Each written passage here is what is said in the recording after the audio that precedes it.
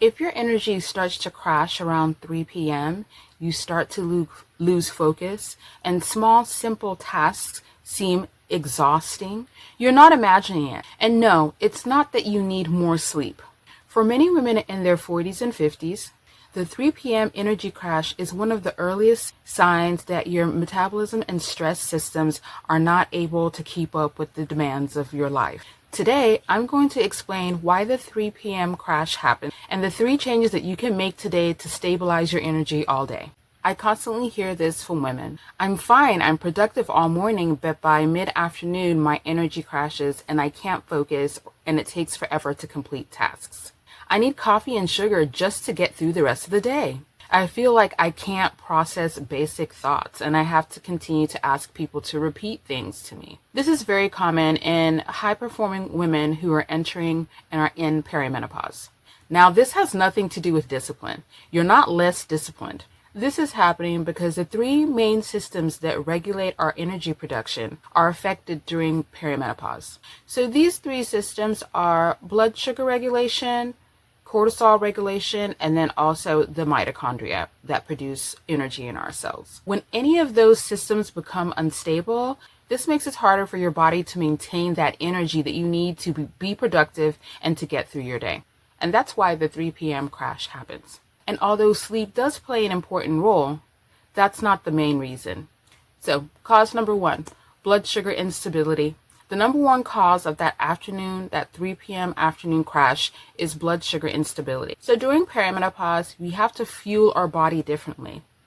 And so when we're not getting enough protein at breakfast, we're eating more refined carbs like donuts, we're drinking coffee, things like that. They're not bad in and of themselves, but we need to pair them with protein and healthy fats so that our blood sugar levels stay stable and we have energy throughout the day.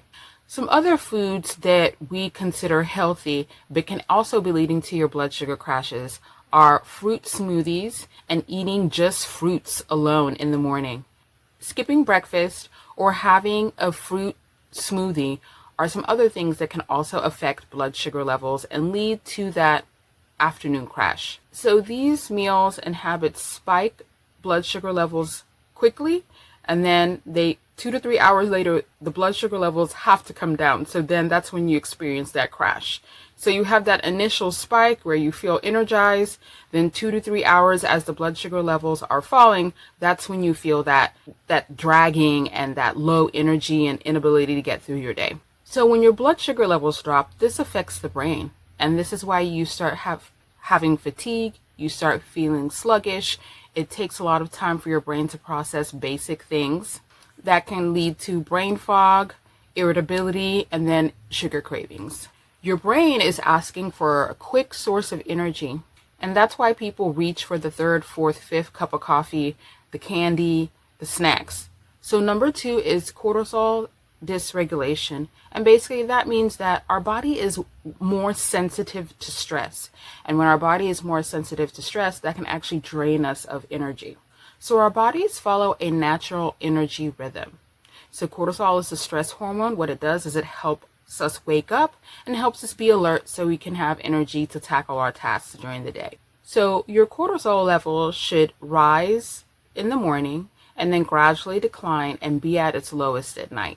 But due to some of the things that happen during perimenopause, like chronic stress, poor sleep, and overworking, these things can disrupt that natural rhythm. So when our stress hormone cortisol levels decrease during the afternoon, what will happen is this leads to that decrease in energy. And this is very common in high-achieving professional women who are juggling work, children, life, volunteer activities, who are juggling a lot of things and have many things on their plate that they have to address and have energy for. So cause number 3 are metabolic changes that occur as a result of the hormonal changes that are occurring during perimenopause. So perimenopause affects the way that our body produces and regulates energy.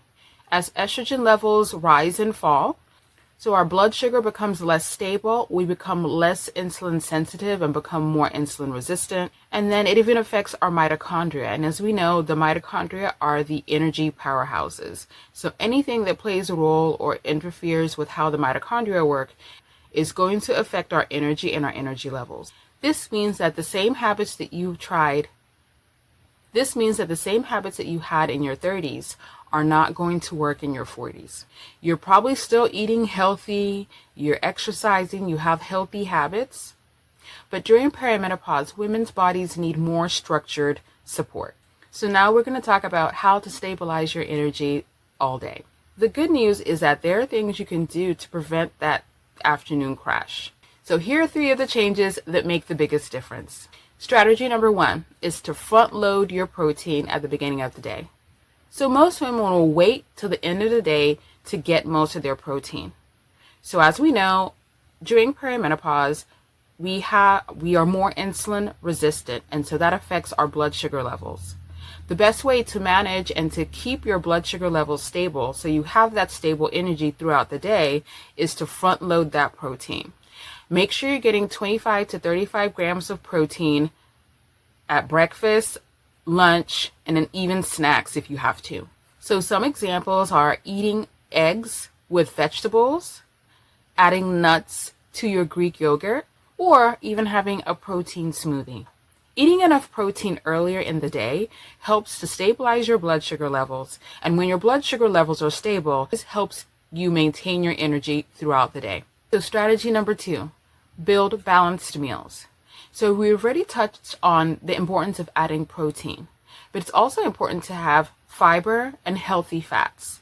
So when you're creating a balanced meal, you want to, of course, have the 25 to 35 grams of protein. You want to have 5 to 10, maybe 20 grams of fiber. And then you also want to add those healthy fats. This helps slow down digestion, and it helps keep your blood sugar levels stable. So instead of having a quick carb-heavy lunch, like a sandwich or a salad, try salmon with quinoa and vegetables. Chicken with avocado and greens. These combinations help stabilize your blood sugar levels and help provide long-lasting energy for the brain. Strategy number 3, regulate your nervous system. So many women will try to push through that afternoon crash with more caffeine. But what your nervous system really needs is a reset, not more stimulation. Some simple ways to reset your nervous system include taking a 10-minute walk in nature, deep breathing, taking a screen break, so stepping away from your computer screen. These small resets can help reset your nervous system and restore your energy. If you're experiencing the 3 p.m. energy crash, it's not a sign that you're lazy or unmotivated. It's usually a sign that your metabolism, stress system, are out of alignment for the demands of perimenopause. The good news is when you stabilize your blood sugar, support your nervous system, and adjust how much protein you eat earlier on in the day, you can see your energy levels improve drastically. If you want help doing that, I created the 30-day blood sugar reset that walks you step by step and helps you stabilize your energy. You can join the waitlist. It's launching in May. If you found this video helpful, don't forget to subscribe, because I share practical strategies every week to help women navigate perimenopause with more energy and clarity.